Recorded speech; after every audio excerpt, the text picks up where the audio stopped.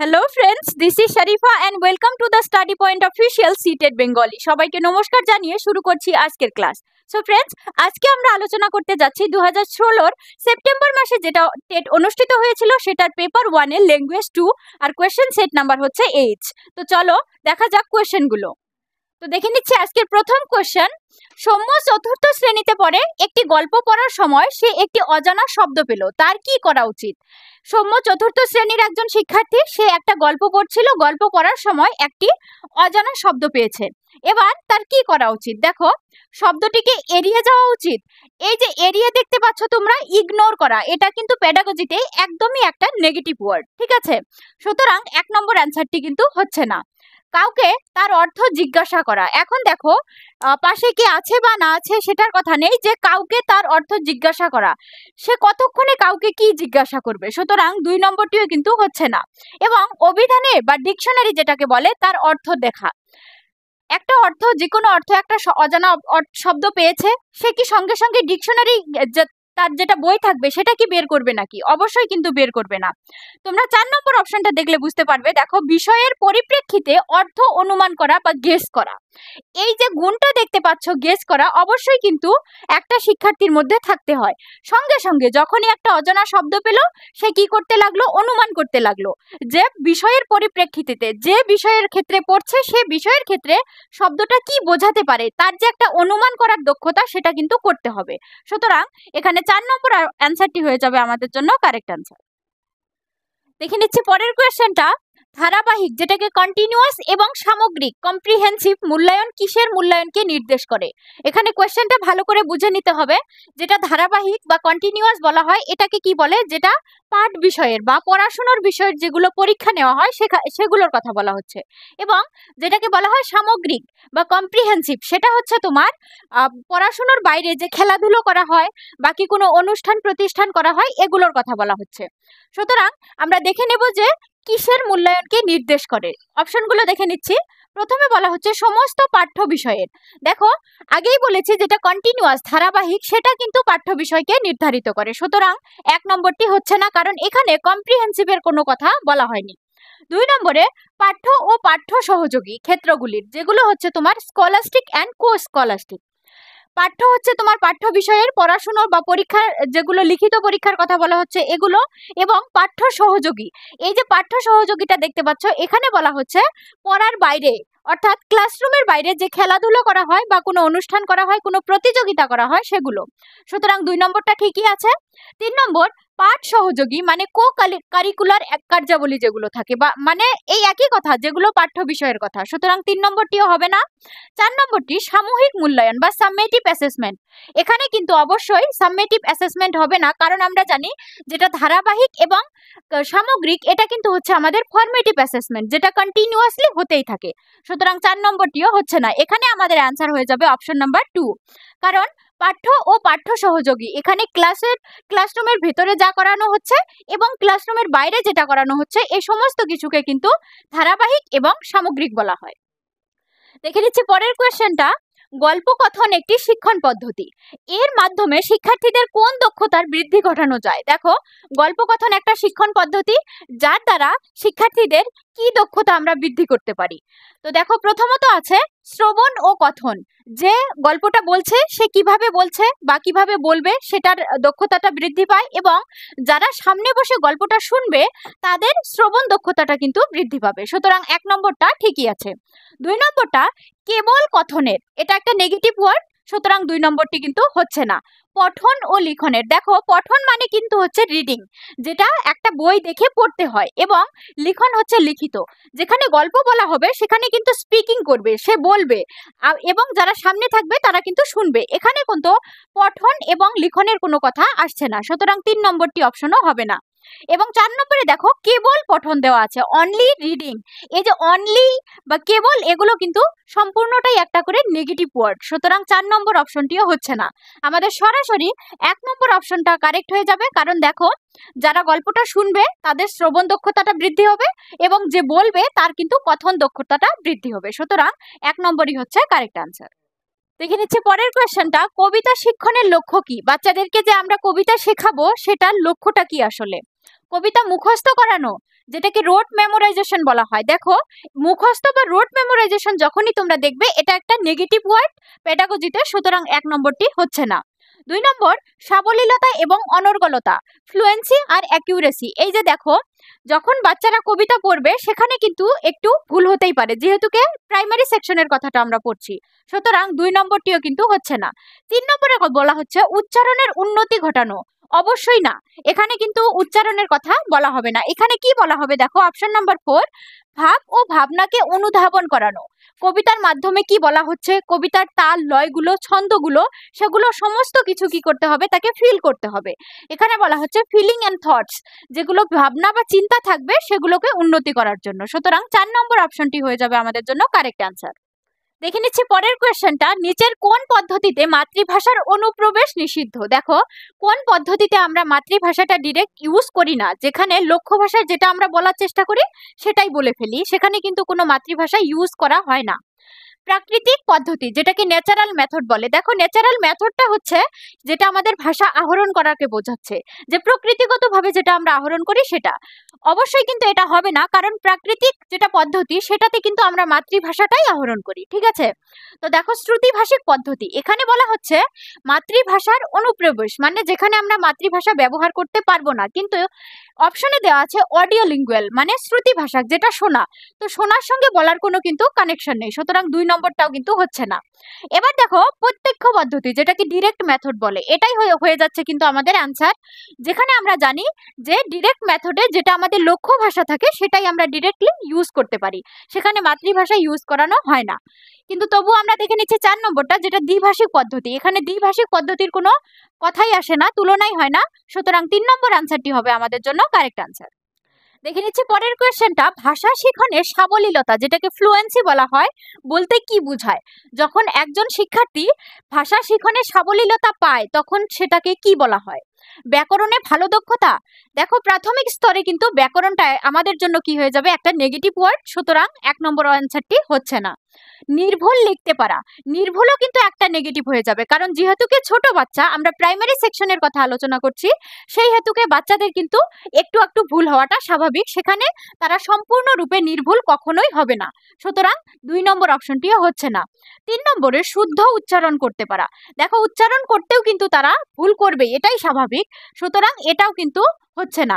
4 নম্বর অপশনে দেখো, অবাধে বলা, পড়া ও লেখা, যখন কোনো শিক্ষার্থী কোনো বাঁধন ছাড়া বা কোনো অসুবিধা ছাড়া বলতে পারবে, পড়তে পারবে এবং লিখতে পারবে, তখনই কি করা হবে, তখনই বলা হবে যে সে ভাষা শিখনে যেটা সাবলীলতা সেটা কিন্তু তার মধ্যে এসে পড়েছে, ঠিক আছে? সুতরাং 4 নম্বর অপশনটি হয়ে যাবে কারেক্ট আনসার। এর মধ্যে আরেকটা কথা বলছি আমি, দেখো, যে ভাষা শিখনে যেটা সাবলীলতা সেটা একমাত্র ব্যাকরণকেই বোঝাবে না, বা নির্ভুল লিখতে যেটা শুধু লেখার কথা বলা হচ্ছে সেটাও বোঝাবে না, এবং শুধু শুদ্ধ উচ্চারণ করলেই যে আমরা সাবলীলতা পাবো সেটাও কিন্তু নয়।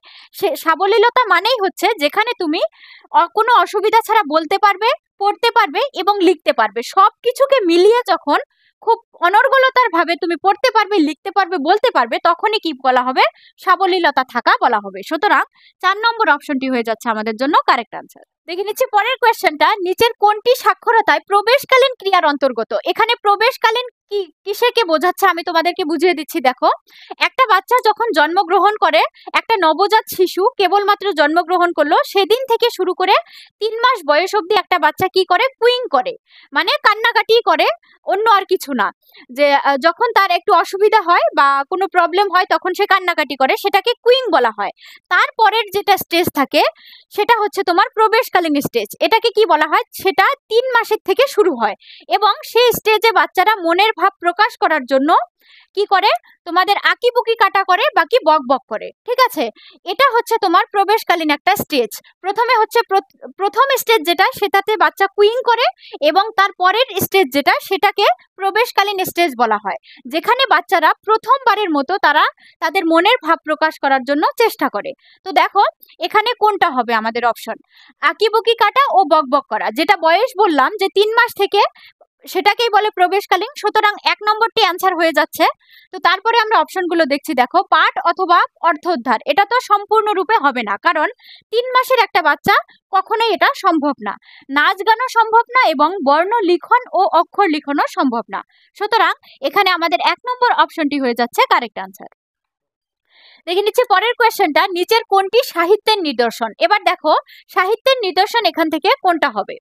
অভিধান, যেটাকে ডিকশনারি বলা হয়, আমরা ডিকশনারি কখন ইউজ করি, যখন কোনো একটা শব্দের অর্থ আমরা খুঁজে পাই না, তখন কিন্তু ডিকশনারি থেকে নেই। সুতরাং এটা কিন্তু সাহিত্যের মধ্যে পড়ে না, 1 নম্বরটি হচ্ছে না। 2 নম্বর প্রবন্ধ, যেটাকে এসে বলা হয়। একটা প্রবন্ধ লিখতে আমরা ধরো একটা পানির বিষয়ে এবার যদি আমাদের একটা প্রবন্ধ লিখতে দেওয়া হয়, তখন আমরা কি করব, পানিটা আসলে কোথা থেকে পাই, পানির উৎস কি, পানির ব্যবহার কি, বা পানির যেগুলো নেগেটিভ সাইড থাকবে সেগুলো এবং পজিটিভ সাইড থাকবে, এই সম্পূর্ণ কিছু কিন্তু আমরা কি করি, প্রবন্ধের মাধ্যমে প্রকাশ করার চেষ্টা করি। সুতরাং এখানে কিন্তু সাহিত্যের ব্যবহারটা হয় যে প্রথম থেকে নিয়ে শুরু থেকে নিয়ে শেষ অবধি আমরা সম্পূর্ণ কিছু বুঝতে পারি। এবং 3 নম্বরে দেখো সংবাদপত্র প্রকাশিত বিজ্ঞাপন, যেটা নিউজ পেপার অ্যাডভার্টাইজমেন্ট, সংবাদপত্র দিয়ে কিন্তু কখনো সাহিত্য নিদর্শন সম্ভব না। সুতরাং 3 নম্বরটিও হচ্ছে না। একটি মিষ্টান্ন প্রস্তুতকরণ প্রক্রিয়া, a recipe for a sweet dish, এটাও কিন্তু হচ্ছে না। একটি মিষ্টান্ন প্রস্তুতকরণ কখনো সাহিত্যের অন্তর্গত নয়। সুতরাং এখানে আমার 2 নম্বর অপশন যেটা দেখতে পাচ্ছ তোমরা, প্রবন্ধ, এটাই হয়ে যাবে আমাদের জন্য কারেক্ট আনসার। দেখে নিচ্ছি পরের কোয়েশ্চেনটা, একাধিক ভাষা শেখার যথাযথ সুযোগ শিক্ষার্থীদের পক্ষে কেমন। যখন একটা শিক্ষার্থী একাধিক ভাষা শিখবে তখন তাদের পক্ষে এখান থেকে কোনটা অপশন হবে, দেখে নিচ্ছি। বোঝা হয়ে দাঁড়ায়, দেখো বোঝাটা অটোমেটিক একটা নেগেটিভ ওয়ার্ড ইন প্যাডাগজি, সুতরাং 1 নম্বরটি হচ্ছে না। স্বাভাবিক থাকে এবং কঠিন হয়ে দাঁড়ায়, কঠিন বলা কোনো বস্তু নেই প্যাডাগজিতে, কারণ দেখো বাচ্চারা সবকিছু জিনিস শিখতে কিন্তু আগ্রহী থাকে, তাদের যেরকম ভাবে শেখাবে তারা সেই রকম ভাবে শিখতে চেষ্টা করে। সুতরাং 3 নম্বর অপশনটিও হচ্ছে না। এবার আমরা দেখব অপশন নম্বর 2, স্বাভাবিক হয়ে থাকে নাকি সুযোগ প্রদান করে। দেখো প্যাডাগজিতে যেখানে দেখবে বাচ্চাদের বেশি বেশি যেখানে অগ্রাধিকার দেওয়া হচ্ছে বা অপরচুনিটি দেওয়া হচ্ছে, সেটাই হবে আমাদের অ্যান্সার। সুতরাং এখানে যেহেতু দেখতে পাচ্ছি সুযোগ দেওয়া, বাচ্চাদের যেখানে বেশি বেশি সুযোগ দেওয়া হচ্ছে, সেটাই কিন্তু হয়ে যাবে আমাদের জন্য কারেক্ট অ্যান্সার। সুতরাং এখানে দেখো 4 নম্বর অপশনটি আমাদের জন্য কারেক্ট অ্যান্সার হবে। দেখে নিচ্ছি পরের কোয়েশ্চেনটা, শিক্ষার অধিকার আইন, যেটাকে রাইট টু এডুকেশন অ্যাক্ট বলা হয়, সেই অনুযায়ী প্রতিটি শিশুর শিক্ষা লাভের অধিকার রয়েছে, ঠিক আছে। তো দেখো এটা কোন পদ্ধতিতে তারা শিক্ষাটা লাভ করবে সেটার কথা কিন্তু এখানে বলা হচ্ছে। খুবই একটা ইজি কোয়েশ্চেন। মাতৃভাষার মাধ্যমে শিক্ষা গ্রহণ, নাকি আধুনিক ভারতীয় ভাষার মাধ্যমে, নাকি ইংরেজি ভাষার মাধ্যমে, নাকি সরকারি ভাষার মাধ্যমে। দেখো যখন একটা বাচ্চা শিক্ষা গ্রহণ করতে স্কুলে যাবে তখন সেটা কিন্তু মাতৃভাষার মাধ্যমে শিক্ষা গ্রহণ করাটাকে বোঝাবে। যেখানে আমাদের মাতৃভাষা থাকবে তার ঊর্ধ্বে কিন্তু একটাও হবে না। সুতরাং 1 নম্বরটা হচ্ছে আমাদের কারেক্ট অ্যান্সার। সেখানে আধুনিক ভারতীয় ভাষা প্রথমত বাচ্চাদের শেখানো হয় না, ইংরেজি ভাষা তো হয়ই না, এবং সরকারি ভাষা যেটা হিন্দি ভাষা সেটাও কিন্তু হবে না। এখানে 1 নম্বরটি হবে আমাদের জন্য কারেক্ট অ্যান্সার। দেখে নিচ্ছি নেক্সট কোয়েশ্চেনটা, প্রথম শ্রেণীর ছাত্রদের ভাষা শিক্ষণের জন্য নিচের কোনটি সর্বোৎকৃষ্ট বিষয়। দেখো এখানে 4টি বিষয় দেওয়া আছে, এখান থেকে বলা হচ্ছে প্রথম শ্রেণীর, অবশ্যই তোমরা কোয়েশ্চেনগুলো খুব ভালোভাবে পড়ে নেবে, যে প্রথম শ্রেণীর ছাত্রদের জন্য ভাষা শিক্ষণের জন্য কোনটা আমাদের সব থেকে বেশি প্রয়োজনীয় বিষয়। আমার দেশ, নাকি যানবাহন, নাকি আমার পরিবার, নাকি আমার বিশ্ব। দেখো এখানে একটা একদমই ইজি কোয়েশ্চেন, এখানে ডিরেক্ট অ্যান্সার হয়ে যাবে আমার পরিবেশ, পরিবার। যেখান থেকে পরিবারের থেকেই কিন্তু বাচ্চা একজন কি করে, প্রথমতে ভাষা আহরণ করে এবং পরবর্তী ভাষা শিক্ষণটা যদিও স্কুলে শেখে তবুও কিন্তু আমাদের যেটা পরিবার সেটাই হচ্ছে সব থেকে বেশি গুরুত্বপূর্ণ। সুতরাং এখানে 3 নম্বর অ্যান্সারটি হয়ে যাবে আমাদের জন্য কারেক্ট অ্যান্সার। দেখে নিচ্ছি পরের কোয়েশ্চেনটা, একজন শিক্ষিকা শিক্ষার্থীদের অধিক সংখ্যায় শিশু সাহিত্য অধ্যয়নে প্রণোদিত করেন, এই পদ্ধতির মাধ্যমে তিনি তাদের কোন দক্ষতা বিকাশের চেষ্টা করেন। একজন শিক্ষিকা কি করেছে, শিক্ষার্থীদেরকে বেশি বেশি করে বা অধিক মাত্রায় শিশু সাহিত্য পড়ার জন্য তাদের প্রণোদিত করেছে। এই পদ্ধতির মাধ্যমে তিনি কি দক্ষতা বিকাশের জন্য চেষ্টা করছেন। পঠন দক্ষতা, নাকি শ্রবণ দক্ষতা, না লিখন দক্ষতা, না বাচন। দেখো বাচন হচ্ছে যে যেখানে কথা বলে বাচ্চারা, লিখন হচ্ছে যেখানে লিখতে হয়, শ্রবণ হচ্ছে শোনা হয়, এবং পঠন মানে হচ্ছে তোমার পড়তে হয়। এক্ষেত্রে যেহেতু কি শিশু সাহিত্য অধ্যয়নের কথা বলা হচ্ছে, সুতরাং এখানে পঠন দক্ষতার কথাই কিন্তু বোঝাবে। এই জন্য আমাদের 1 নম্বর অপশনটা হয়ে যাবে কারেক্ট অ্যান্সার। দেখে নিচ্ছি নেক্সট কোয়েশ্চেন। শিশুদের বর্ণমালায় বর্ণগুলি লেখা, যেখানে শিক্ষিকা তাদের রেখা টানা বা বাঁকানোর এবং গোল করা শেখান, তখন তাকে কি বলা হবে? দেখো, যখন শিক্ষার্থী শিশুদের কি করবে, বর্ণমালাগুলি লেখাবে, যেখানে কি করা হবে, রেখা টানা শেখাবে বা বাঁকানো শেখাবে এবং গোল করা শেখাবে, এটা দ্বারা কি করা হবে? এখানে 4টি অপশন দেওয়া আছে। অবিচ্ছিন্ন লিখন, যেটাকে কার্সিভ রাইটিং বলে। দেখো, এক্ষেত্রে কার্সিভ রাইটিং হতো যদি খালি বর্ণমালার বর্ণগুলি লেখার কথা থাকতো, কিন্তু এখানে বলা হচ্ছে বাঁকানো, গোল করা, এই সমস্ত কিছু আছে, সুতরাং 1 নম্বরটি হবে না। 2 নম্বর লিখন প্রক্রিয়া, প্রসেস অফ রাইটিং। এবার দেখো, প্রসেস অফ রাইটিংটা একটু আলাদা। সেটা হচ্ছে যদি একজন শিক্ষিকা শিক্ষার্থীদের বলে যে তোমরা একটা কবিতার 8 সারি লেখো, আর কি মুখস্থ লিখবে, তো সেই কবিতাটা লেখার আগে কিন্তু তাদের কবিতার নামটা লিখতে হবে। এই যে লেখার কিছু নীতি নিয়ম যে থাকে, সেটাকেই কি বলে, যে প্রসেস অফ রাইটিং, যে কবিতাটা লেখার আগে কবিতাটার নাম লিখতে হবে। সুতরাং 2 নম্বরটিও হচ্ছে না। 3 নম্বরটি বিচ্ছিন্ন লিখন বা স্ট্রোক রাইটিং, এটাও কিন্তু হবে না। এখানে হয়ে যাবে তোমার অপশন নাম্বার 4। কারণ দেখো, যেটা লিখন বিজ্ঞান, মেকানিক্স অফ রাইটিং, এখানে বলা হচ্ছে লেখার সময় কিভাবে তুমি বাঁকাবে, কিভাবে রেখা টানবে, বাকি কিভাবে গোল করবে, সমস্ত কিছু কি করা হয়, লিখন বিজ্ঞানের সহায় দিয়ে আমাদের লেখানো শেখানো হয়। সুতরাং এখানে 4 নম্বর অপশনটি হয়ে যাবে আমাদের জন্য কারেক্ট আনসার। তো দেখো নেক্সট কোয়েশ্চেন। শিক্ষার্থীদের বাচন দক্ষতা, যেটাকে স্পিকিং স্কিল বলা হয়, সেটা চূড়ান্ত উন্নতির জন্য তাদের কোন সুবিধাটি প্রদান করা উচিত? তাদেরকে বেশি কথা বলার, এই যে তারা যেন বেশি বেশি করে ভালো করে কথা বলতে পারে, সেটা উন্নতির জন্য এখানে 4টি অপশন দেওয়া আছে, আমাদের কোনটা করা উচিত? আদর্শ সিডি নাকি মডেল অডিও সিডি শোনার? তারা সিডি দেখে দেখে কি শুনে শুনে তারা বেশি উন্নতি করতে পারবে? অবশ্যই না। দেখো, ভাষা সংগঠন বা বিশ্লেষণ করা, বাচ্চারা কিন্তু বিশ্লেষণ করতে পারবে না, সুতরাং 2 নম্বরটিও হচ্ছে না। দুরূহ পাঠ পড়ার বা চ্যালেঞ্জিং টেক্সট, যেগুলো অতিরিক্ত কঠিন পড়াগুলো, সেগুলো পড়তে দিয়ে কি তাদের আমরা যেটা বাচন দক্ষতা সেটা উন্নতি করতে পারবো? অবশ্যই পারবো না। 3 নম্বরটিও হচ্ছে না। এবার 4 নম্বরে দেখো কি বলা হচ্ছে, বাস্তব জীবনে অধিক কথা বলার সুযোগ করে দেওয়ার। দেখো, যখনই কোনো অপশনে বাস্তব জীবনের কথা উল্লেখ থাকবে, বাচ্চাদের সঙ্গে সঙ্গতি থাকবে, সেখানেই কিন্তু বাচ্চারা বেশি অ্যাক্টিভ থাকবে। সুতরাং এখানে 4 নম্বরটি হয়ে যাবে আমাদের জন্য কারেক্ট আনসার। দেখে নিচ্ছি নেক্সট কোয়েশ্চেনটা। লেখা শেখার প্রথম বা প্রধান ধাপ কোনটি? আমরা যে বাচ্চাদেরকে বা শিক্ষার্থীদেরকে লেখা শেখাবো, সেই ক্ষেত্রে প্রথম বা প্রধান ধাপ কোনটা? আমাদের কি করতে হবে? অবাধ লিখন, যেটাকে ফ্রি রাইটিং বলা হয়। বাচ্চাদের কি বলতে হবে, যে তোমাদের মনে যা আসবে তোমরা সেটাই লেখো, বা তোমাদের মনের ভাবটা তোমরা যেভাবে পারো সেভাবেই প্রকাশ করো। অবশ্যই 2 নম্বরটা দেখো, প্রাগ্রসর লিখন, যেটাকে ইংলিশে বলা হয় অ্যাডভান্সড রাইটিং। 3 নম্বরটা নিয়ন্ত্রিত লিখন বা কন্ট্রোলড রাইটিং, যেখানে সম্পূর্ণভাবে শিক্ষকে কি করবে, কন্ট্রোল করবে। এবং প্রদর্শিত লিখন, যেটাকে গাইডেড রাইটিং বলা হয়। দেখো, 2 বলো, 3 বলো এবং 4ই বলো, এগুলো একটাও হবে না। এখানে কি হয়ে যাবে, 1 নম্বর অপশনটা কারেক্ট হবে। কারণ অবাধ লিখন, যেখানে কোনো বাঁধন থাকবে না, এবং বাচ্চাদেরকে বলা হবে যে তোমাদের মনে যা আসবে তাদেরকে বেশি বেশি তোমার অপরচুনিটি বা অগ্রাধিকার দেওয়ার কথা এখানে বলা হচ্ছে। তাদের মনে যা আসবে সেটাই লিখবে, এটাই হচ্ছে কিন্তু প্রথম বা প্রধান ধাপ। কারণ তাদেরকে যদি প্রথমেই কোনো অ্যাডভান্সড কোনো নিয়ম দেওয়া হয় বা কন্ট্রোল করা হয় এবং গাইড করা হয়, তারা কিন্তু মন খুলে কিছু লিখতে পারবে না, এবং তাদের যেটা লেখা শেখার যেটা উন্নতি, সেটা কিন্তু করতে পারবে না।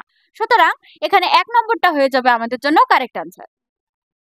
সো ফ্রেন্ডস, তাহলে আজকের ক্লাস এখানেই শেষ করছি। যদি তোমাদের ভিডিওটা ভালো লেগে থাকে তাহলে লাইক, শেয়ার, কমেন্ট ও সাবস্ক্রাইব করে দিও। ধন্যবাদ।